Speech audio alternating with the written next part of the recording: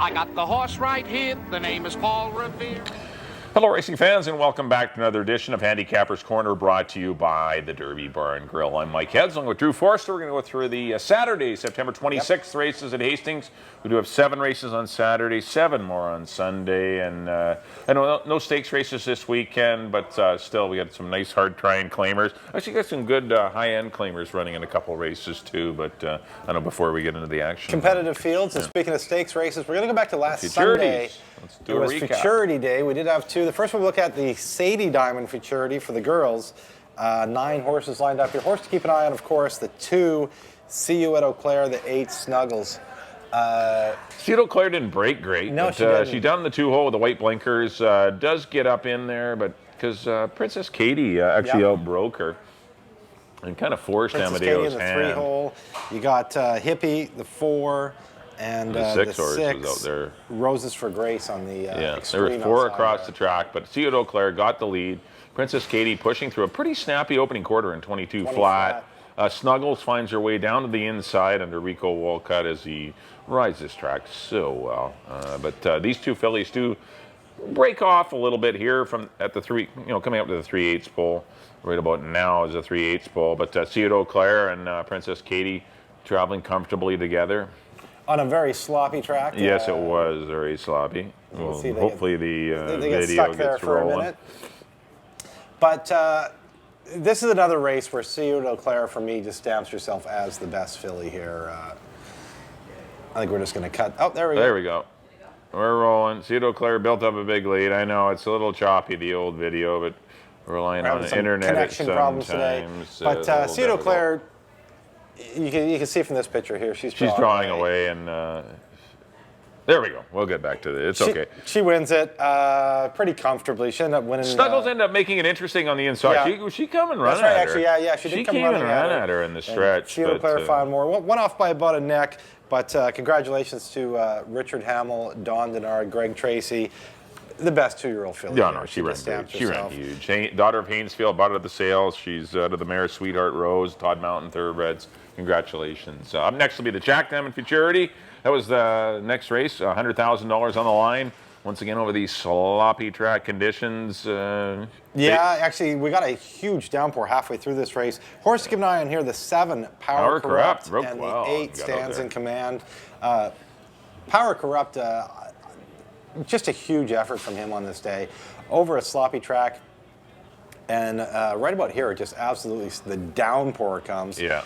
He's got Soul Cat to his inside. Soul Cat on the inside, who really didn't want to be in the lead, ended up being on the lead with Power Corrupt. Rock Concert's taking the box seat. Rock Concert came back around a big one, too. I guess Stands in Command laying 3rd. Didn't think Stands in Command was that close, but I guess he was. Yeah, he laid right up there. Yeah, these 2 are 22 and 2, a little slower fractions in the fillies. Fillies went much faster. Yeah. And definitely, but Power Corrupt was traveling well on the inside. Going to the turn here, Rock Concert makes a good move. Coming up on the inside. Here, I think Rock Concert's going to win it. Makes a big move here, but Stands in Command, absolutely hardy horse out of the Mike Anderson barn, bred and owned by Doug Clyde and ridden by Jeff Birmingham. Good for Jeff. He had a big day this day, winning 3, including this one. But Power Corrupt just fights off everybody. He's got Rock Concert on the inside, puts him away, and there's no one coming. Stands in Command runs a bit near the end puts here. In a decent rally. Yeah, no, he's running okay. He's laid way closer than he normally would, but he battles on to be second, which is a courageous effort. And Groot was 3rd. Yeah, Groot was 3rd. Rock Concert was 4th. But a huge effort, I thought.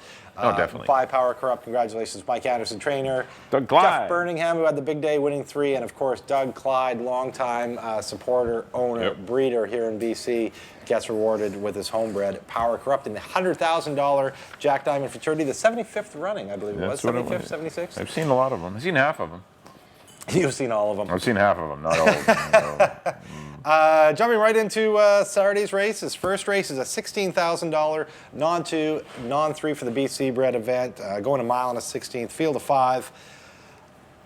Wonder World's going to be your favorite again. I went against him. I went with Rebus just because Wonder World, he just keeps disappointing. I can't trust him. No, he's a horse that hangs a bit. And he's a bridesmaid. He just keeps running second. Right. I went with Rebus out of the Mark Luce barn. It's had about a month off, had some freshening, nice work back on September 18th in 1 minute and 3/5. Pedro Alvarado rides him today. He's going to be forwardly placed. I don't see a lot of speed in here. Catch him to win it. I think he goes the whole way. I put Wonder World in second. Those are the two. I put Occupy Vancouver in the third spot. It was claimed by Cindy Krasner last time. Richard Hamill on him now. Richard rides him for the first time. And, of course, Richard going great guns this year. I'll put him in the third spot. I went 2, 1, and 4. Yeah, I agree. Rebus is your horse here. This horse, barely got beat by Wonder World. 2 starts back, well, not barely. But, I mean, this horse is comparable with Wonder World when he isn't pushed through taxing fractions. Rebus is going to get the lead. Yeah. It's Rebus's race to win or lose. This horse will get a comfortable early fractions, and Wonder World has been used to running second and third, and it's probably where he'll be situated at the end of the race again. I'm going to go 2-1. I put Green Dude in for that. I didn't know who to put in for third, but it's 2-1, 1-2 for me. But I agree with you, Drew. Rebus is the horse to beat. Yeah. I went 2-1-3. On to the second race, maiden $4,000 fillies and mares going 6.5 furlongs. Start of the Sea to Sky Pick 6, currently 63,000. Lots of dough. And growing. 60,000. Yep, 20-cent bet. You got to be the solo winner to get the jackpot, but give it a whirl. Even the consolation payouts are decent, though. they're good. It's well worth playing, that's for sure. I ended up on the 4-horse St. Lee Center. Not in love with the horse, but it was a distant second last time in a 3-horse field, so it's really hard to gauge. That was kind of a... You can look at it as he beat one or he ran second. Which that was side of the coin that was a wonky race because it started out and it kept getting scratches. Yeah. Actually, a remarkable lady scratched in the paddock. Yeah, the paddock flip. St. Lee Center was second best to her stablemate Ebony Cap, but yeah, for me too. Yeah, but I went St. Lee Center. Not in love with the horse. I know it is 12-5-4, but a lot of these 12-5-4s have not won. There's not that big a disparity between the 12-5 maidens in mid-season and the 4,000 climbers. I was going to say, too, I mean, Ebony Cat looks like maybe the only horse that was actually in for the 12-5. Right. Won by 10, and the rest of them were more 4,000. I put the 5-horse Storm and Angel in for second. Just Amadeo chooses the 4 over the 5. I know he just ran last weekend, Storm and Angel, and just got beat.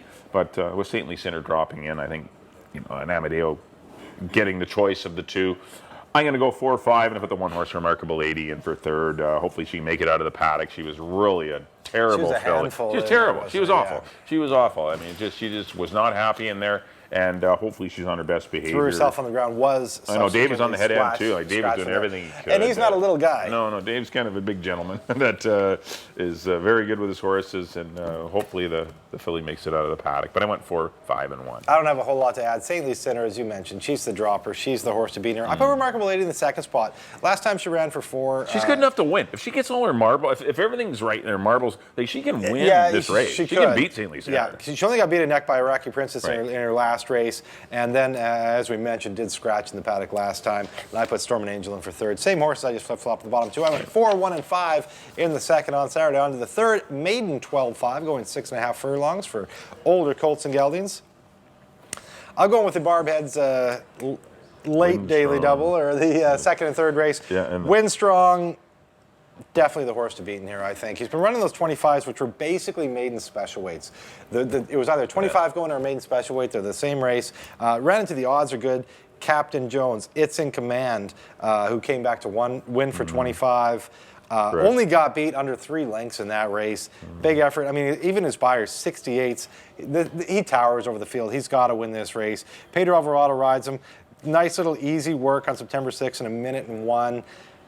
He's got to win this race. I put him on top. I put Southern Casanova in the second spot. Did run second. That was back on the 26th of July behind If We Knew Then. Had some time off, and he came back and worked on September 13th, 1 minute and 4/5. And I put Peyton's Command. I mean, this is a horse that, has been running for 4,000. Didn't get disgraced, though, in that 25. Only got beat 7 lengths. I had trouble finding a third horse. Maybe the first-time starter I should have thrown there, but it's a filly against the boys. John Snow's filly, Holly's last call.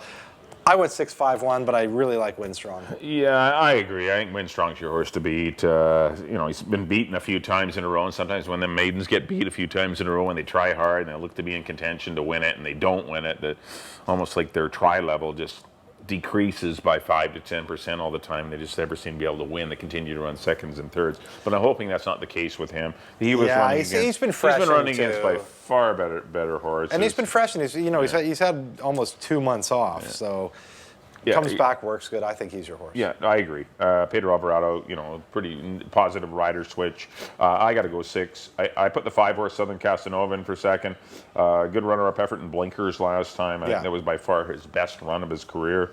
And I put the 4-horse Holly's Lost Call, as you mentioned, the filly in here. Filly by Rosberg out of the mare Spirit Despair. And American run, and he's Rosberg. There's a lot to like here. Obviously, some hiccups along the way where the horse hasn't been started, but still the horse, judging by the works, can run.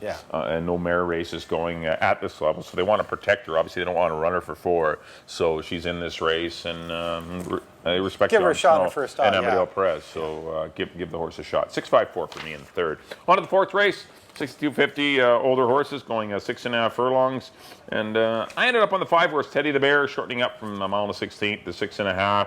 Tried to make a big brush down the backstretch and use a harness term, but I made a big power move down the back None stretch. of that. No, sorry.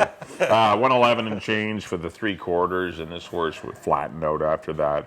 Once again, a positive rider switch, and I just think Teddy the Bear is going to be awfully tough. It looks like there's some speed in here. The Spirit River, Cowboy Commander, Leo's in the house. Peyton's Best likes to be up on the chooch. London, on his best race this year, was going wire to wire. I do like the rider switch too. All due respect to Janine Smith. Great girl, Janine's hard worker, good girl, but goes from a rider that is struggling to win a race to a rider that consistently wins races in David Lopez. So I went Teddy the Bear over the 6 Spirit River, who I think is the best horse in the race, but might be compromised by some other horses in the race. There's heat in here with Wise Boss. I can give him excuses for his last 2. The first one was for 16,000 against It's Finally Friday. Got just run off his feet early and tired late. Last time out, didn't break well. Was never in a comfortable position. Yeah. This horse breaks with Richard Hamill. This horse will be a lot better, and the horse come back to work well. So I cannot leave the 6 Spirit River off the ticket. And I put the 2-horse Brother Chunky, who's just in good form, claimed last time and moves to the Harold Barabee barn. So this one I think could get a good favorable pace scenario as well. But I like Teddy the Bear. I went 5, 6, and 2. I went with Brother Chunky. He's going to win. I just think he's the now horse. He's won 2 in a row. This is not a terrible jump up for him. The 4,000 to the 6,250. I just think he's a now horse. He's beaten a lot of these before in the starter series. Like he's beaten exactly. Teddy the Bear. Like he's beaten. The day he got moved up when Game 7 got taken down. So I put Brother Chunky on top. I put Teddy the Bear in the 2nd spot. Those are the 2 I really like in here. Are Teddy the Bear and Brother Chunky. It looks like there's going to be enough heat to set them up. You got Wise Boss, you got Cowboy Commander, you got Spirit River. Peyton's Best, he's got speed too. There's a fair bit of heat in here, and I think it sets it up for those 2. Looked around for a 3rd horse. I was going to throw in Peyton's Best. I ended up going with Teddy the Bear. London, coming out of the starter series. But he won one of those starter series. He's off form a little bit. I just worry that he's going off, but I mean, he could jump back into it. I know, he's just going like the Leo's wrong in the house, direction. same thing. Horse that can win, but he's just going the seems wrong to be direction. Going, just at last, what happened? And it's he's got a form a little bit, but he gets out of the starter series, and this is definitely softer. Correct. He's not running against Wine Sox, so I put him in for 3rd. I went 2-5-4 in the 4th. On to the 5th, $8,000 claimant event. Non-2, non-3. Non-2, non-3 BC. 6.5 furlongs for boys. I went to overtime here, the 2-horse. Been knocking right on the door against some pretty tough horses. You had DJ Snow, who dropped out of the clouds down to 4,000, came back and just beat him for 8. And then last time just got beat 3/4 of a length for 8,000. A lot of these other guys have been, gone down and tried the 4,000 level, and they're coming back up. He's staying there. He's been competitive there. Mike Shabera, I think, very underrated, does a very good job. I'm going with overtime for a mild upset here. I put Similkameen Luke in the 2nd spot. He just won for 4. He got a 70 buyer. Will be part of the pace scenario, as will overtime, so I'm kind of going with the 2 speed horses. But other than them, I don't think there's anybody else, and I think maybe Savici and Marti can kind of slow it down a little bit and race to the wire. And I put Lead the Pack in the 3rd spot. He takes a drop down to 8,000. Richard Hamill sticks with him. Interesting move there. Dino is due for some luck. He hasn't had much luck the last few weeks. No. It's been nothing but unfortunate trips. It's just been snuggles and bleak. Like everything. Dino, horses are running good. When his horses run really good, something happens. And it's like amazing. They get blocked. Something happens. Yeah. He's due for some luck. He gets Richard Hamill in the irons here. I went 2-3-5. Yeah, I went to the 4-horse here, Prince Hotel.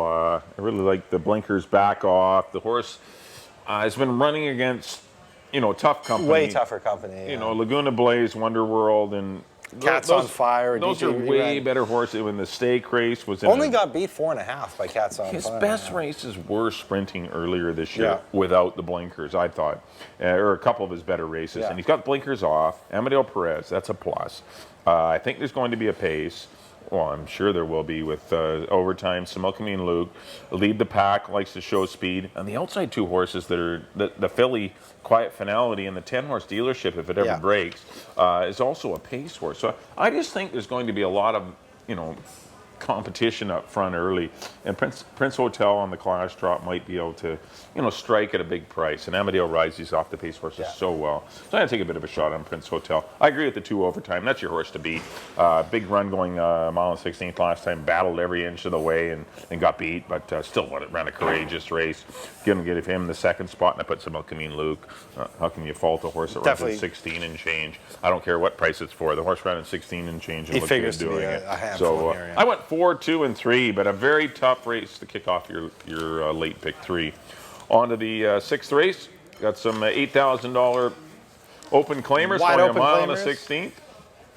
I ended up on the 7 horse here, Devil in Disguise on the big class. You have to if he's if anywhere. He doesn't even need to be half right. If he's anywhere near himself, he's got to win. He's going to be tough. Proxy Man is the horse that's going to go to the front, run away, and set some blistering fractions. And Pedro, he rides him the best, Pedro. He seems to get the most out of his speed.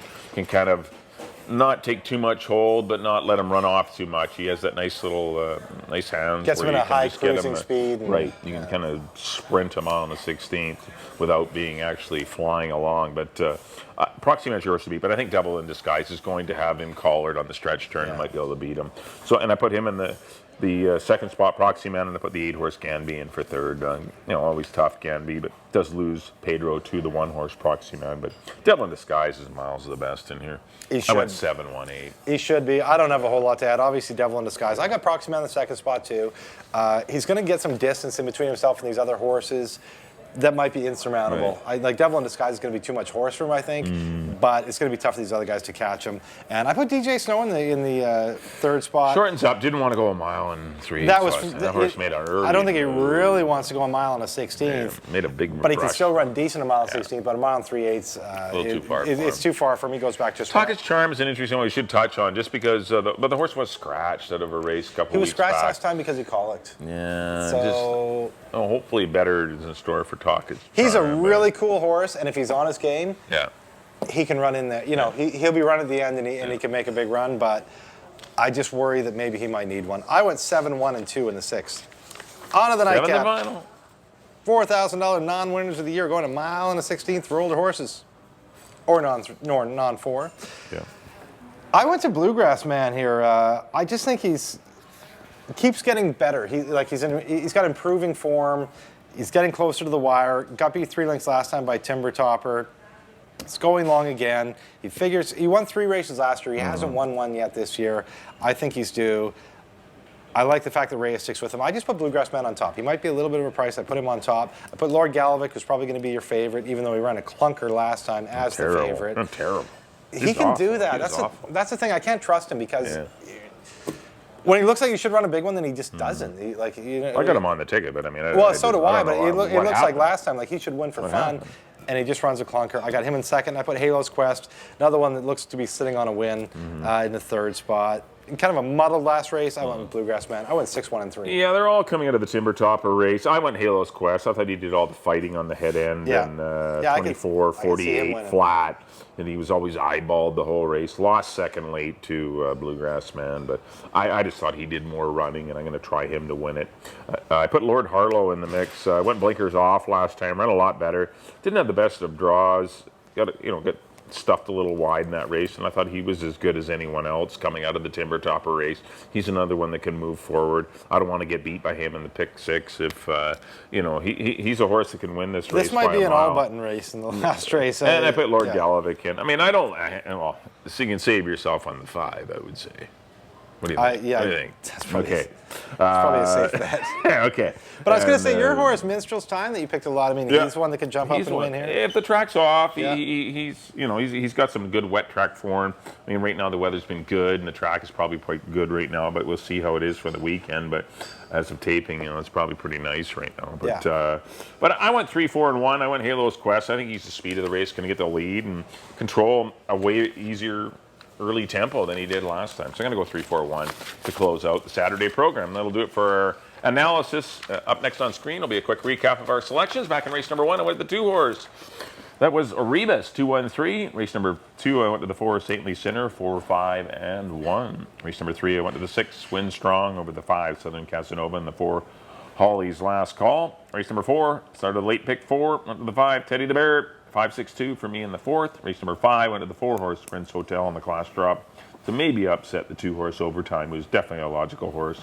Put the 3 horse, Milkameen Luke, in the mix as well. The 6th race went to the class dropping, number 7, Devil in Disguise, 7-1-8. And in the 7th and final, I went to the 3, Halo's Quest, 3, 4, and 1 in the Saturday finale. And my picks. In the first, I agree with Mike. Actually, I agree with Mike on a lot of these. On the early pick 3, actually. Number 2, Rebus over the 1 and the 4. In the second, number 4, Saintly Sinner over the 1 and the 5. In the third, number 6, Windstrong over the 5 and the 1. In the 4th, I went to the 2, Brother Chunky, the hot horse, over the 5 and the 4. In the 5th, I went to the 2, Overtime, over the 3 and the 5. In the 6th, the big dropping, number 7, Devil in Disguise, over the 1 and the 2.